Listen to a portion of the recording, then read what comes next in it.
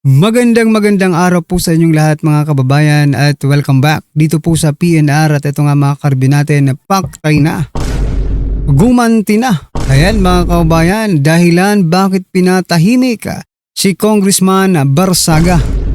Patungkol po riyan ang ating bibigyan ng reaksyon, opinion at komento ngayong araw nito mga kababayan. Pero bago po sanang lahat, bago ka pa lang at di pa po nakapag-subscribe sa ating munting channel ay pa-subscribe naman po.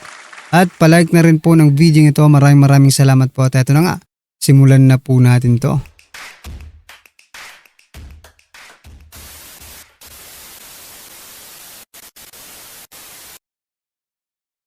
So yan mga kaubayan, simulan po natin dito sa sinasabi po ni Congressman Igay Rice, no?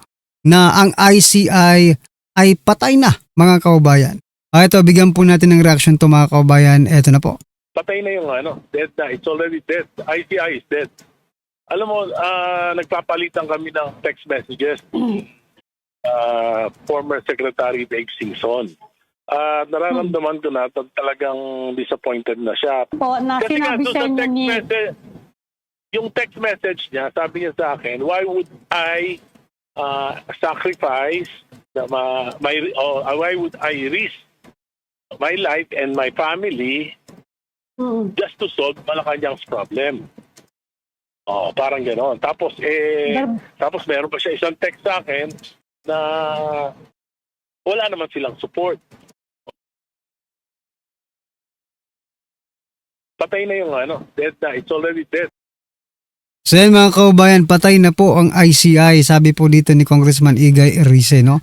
Sabagay, dati pa naman, ang kaso lang naging liabilities po ito ng ating gobyerno. Ibiruin mo hanggang katapusan po ng taong ito, binigyan po sila ng pondong magkano yun? 41 million? Diba mga kaubayan? Naging liabilities po ito ng ating gobyerno. Instead na makasave po ang ating gobyerno sa mga makabuluhang bagay, naglaan po ang ating gobyerno ng 41 million na sinasabi po ni Congressman Igay ay dead na. Kumbaga, inutil po kayo. Kayong mga ICI, inutil po kayo. At naglalaglagan na nga, di ba? Nasabi kanina ni Congressman Igay, si Congressman Babe Singson ba yun? Naglalaglagan na. Di ba? Naglalaglagan na po sila. Ayaw na nilang makisangkot pa sa ginagawa ng Malacanang. Anyway, ano po ang inyong masasabi dyan mga kaubayan? I-comment nyo na lang at eto, pasadahan din po natin to mga kaubayan. Ito pala ang dahilan kung bakit, kung bakit pilit po nilang gustong tanggalin, patahimikin si Congressman Kiko Barsaga. Ito, pakinggan po natin ito mga kaubayan at bigyan po natin ng komento. They are being so defensive because I'm the one who is planning to file an impeachment case on Marcos, and coincidentally, I'm also the one who happens to be suspended. We're still gathering evidence, not just regarding Marcos's involvement in the flood control, but also Senator Amy Marcos's revelation that he is a drug addict, which is detrimental to our country as a whole if we have a drug addict as president. Tell us about the charges that you plan to file. Exactly what will be your basis for impeachment? For the revelation of the cases and the involvements of flood control anomalies and an extra charge that's not revealed yet. How do you plan to go about this, and what kind of charges do you plan to file? Well, it will be betrayal of public trust because that's very open to interpretation. That could be for anything. For corruption and so on the line. Or even lying about the state of his drug rehabilitation or his involvement in drugs. That can also be constituted as a betrayal of public trust. But his involvement in the flood control anomalies, him being the mastermind in all of this, and also in his drug-related revelations made by Senator Amy Marcos would be the most stable grounds that we would have. That's your most solid, you think? Well, there might be more. We might find his footprints in the DPWH building fire. So that's also another possibility. They are being so defensive because I'm the one. So yan mga kaubayan, kasi pala mag-ano pala itong si magpa-file sana ng impeachment complaint against President Bongbong Marcos Jr. itong si Congressman Kiko Barsaga. Naalala ko tuloy, no? Yung una pong nag-file ng impeachment complaint against President Bongbong Marcos Jr. ay tinanggal din po nila sa Kamara, no? Yung Duterte Youth, di ba? Pinadisqualify po nila, na-disqualify po at hindi na nga po nakaupo ang Duterte Youth mga kaubayan. So ngayon naman po, pangalawang pagkakataon si Congressman Kiko Barsaga naman po ang nagpa-file sana. At eto, mukhang delikado rin dito si Congressman Barsaga sapagkat maybe kung ano po ang naging resulta ng Duterte Youth ay yun din po ang magiging resulta, no, ni Congressman Kiko Barsaga. But we are still, masaya pa rin po tayo mga kabayan sapagkat meron pa rin mga tao na tulad po ni, palakpakan muna natin si Congressman Kiko Barsaga, no, na meron pa rin pong mga taong katulad po nila na patuloy pong tumitindig, para sa taong bayan. Ayan mga kabayan, ano po ang inyong opinion, reaction patungkol po sa video ito? Kay Kiko Barsaga at yung isa, i-comment nyo na lang. At eto, pasadahan na po natin ang video ito na kung saan naman po mga kabayan, ito, ang sabi po dito, Barsaga gumanti na, naglabas ng ebidensya. Eto mga kabayan, pakinggan po natin to mula po kay Sir Banat Bay. Speaking of contractor, ito nga yung nirereklamo ng mga sumusuporta kay Congressman Kiko Barsaga. Yung mga hindi naman sumusuporta, yung mga nagsabing hindi dapat yan masuspinde. Kasi yung sinasabi nila, sa dami-dami naman ng isususpinde. 'Di ba? Bakit yung isang taong nag-meow-meow, nag-selfie, nag-video, yung alam mo yun, sa dami-dami ng isususpinde, yun ang isinuspinde. Instead na mga confirmed contractor na congressman. Could you just imagine that kind of foolishness?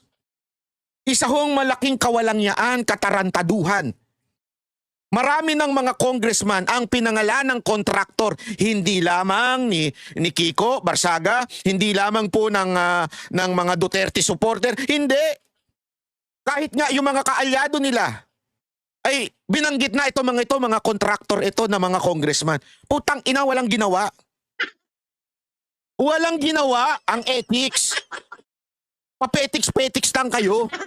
Tapos etong mamang si Kiko Barsaga na kung saan binati ko si Marcos, binati ko si Romualdez, agad-agad din yung sinuspinde. Anong katarantaduhan yan?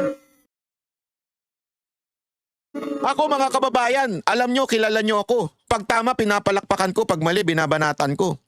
As a matter of fact, there was one time na medyo binatikos ko si Congressman Kiko Barsaga dahil meron akong nakitang maaari niyang i-improve as a congressman. At siya'y nakinig. Maganda ang naging naidulot nito. 'Di ba? Maganda ho yung iba sa inyo nagalit, ba't ko daw pinuna? Hindi ko kasi tayo ganun eh. Ang Banateros o lalong-lalo na si Banat Bay, hindi po yung ganun na pagka sisip-sip lang dahil pareho kayo ng political agenda. Hindi. Pag tama ako, palakpakan. Pag mali, banatan, kahit pa kaalyado ko, kahit pa kakulay ko, kahit pa kaamoy ko. Di ba? Ganun si Banat Bay. Kasi prangka ako eh. Walang nagbabayad sa akin, walang nagsusustento sa akin, kayo lang mga viewers ko. Kaya hindi ako takot na bumatikos ng kahit sino man na sa tingin ko nagkakamali. At there was one time na batikos ko si Congressman Kiko ng maayos. At nakita ko naman na nag-improve din siya at gumanda ang kanyang lalong yapak. Di ba? Pero ito, malaking katarantaduhan ito. Malaking katarantaduhan na isuspendihin mo ng 60 days dahil lang sa ganun. Pwede mo namang i-reprimand eh. Pwede mo sabihin na, oy, Kiko, medyo itong part na to, isablay na ito. Kasi ang pinupunan nila, it's not just yung batikos, pati daw yung pag-post ng may babae or something, at saka, which is noon pa yun ha. Hindi pa siya congressman noon. At saka yung, may hawak na pera, na hindi pa rin siya congressman noon time na yun, yung tatay niya. Di ba? Tatay niya ba yung lolo niya? Nakalimutan ko na. Tatay niya ata, yun. Di ba? So ano ibig ko lang sabihin? Yun ay mga maliliit na bagay. Siguro it's a small, hindi ko sinasabing tama yun ha. Sinasabi ko maybe it's a small mistake na hindi naman apektado ang kalalagayan ng bansa. Hindi naman nauubos ang pera ng taong bayan. Hindi mauubos yung tax dahil lang doon sa pag-post lang yun. Ito mga putang inang congressman na ito na kontraktor, yan ubos ang pera natin. Yan po ang umuubos ng pera natin. Bakit? Kaya nga sila kontraktor eh. Gumigit na sila eh. Kumukonyat sila, paldong-paldo sila doon sa pera eh.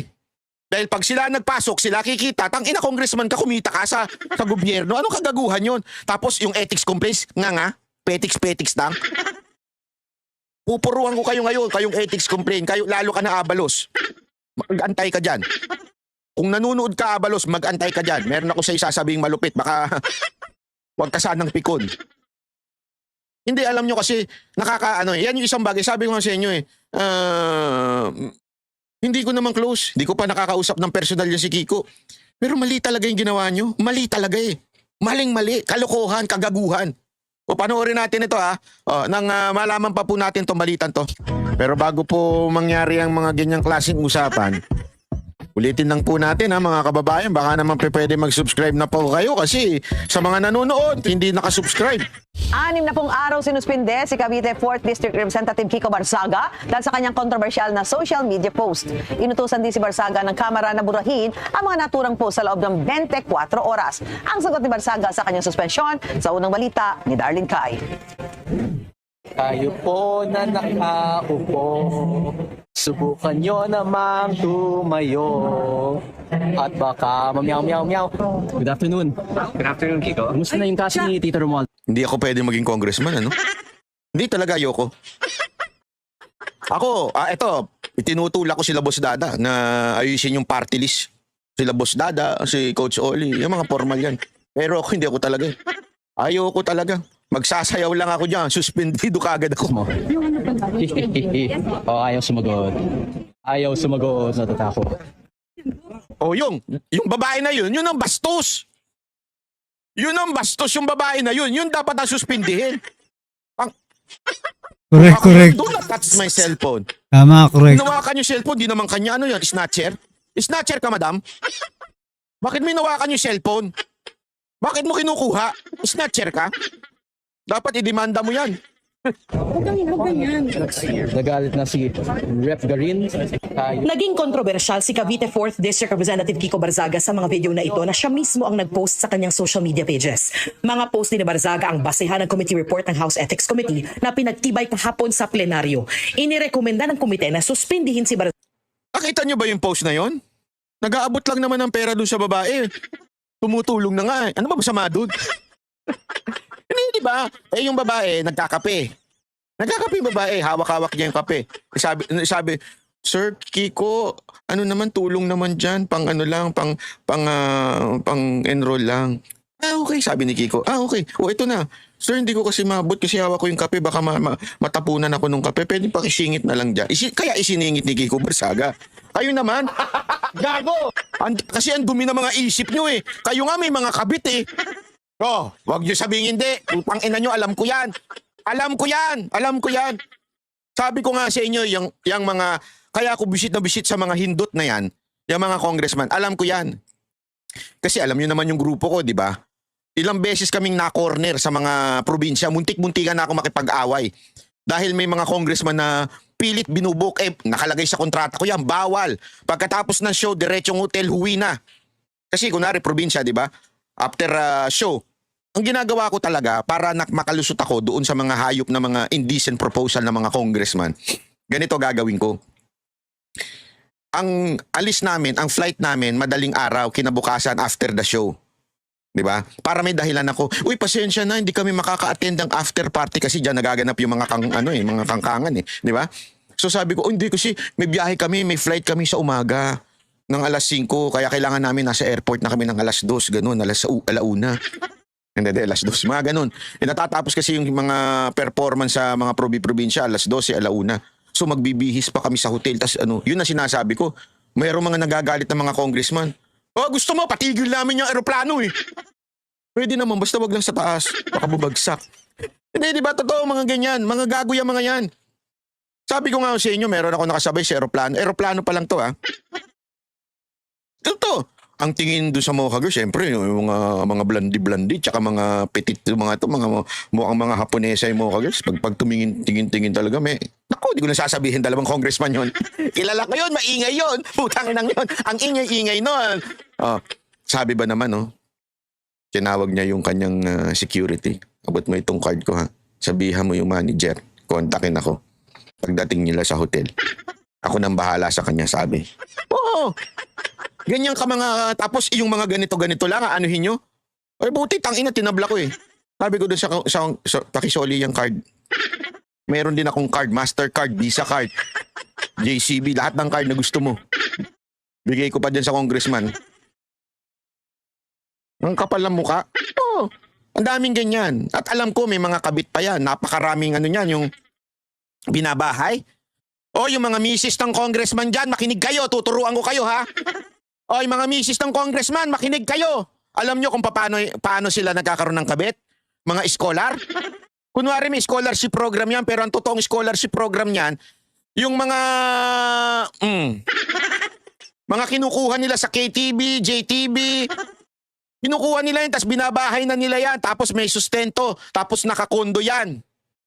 Punta kayo dyan sa Pasay, marami dyan. Nakakondo. Kasi mahal sa BGC, kaya nila kaya. Kaya sa Pasay lang sila nagkokondo, kinukondo nila doon. Para pagka-uwi nila galing probinsya, pupunta sila, nandun na, nakakondo na. Tapos pinababantayan pa yan sa security, bawal sila lumabas. Sakal na, nagre-reklamo na nga sa akin yung iba. Sabi nila, Banat Bay, ikaw na lang magpaaral sa amin kasi sakal na sakal kami dito sa mga congressman.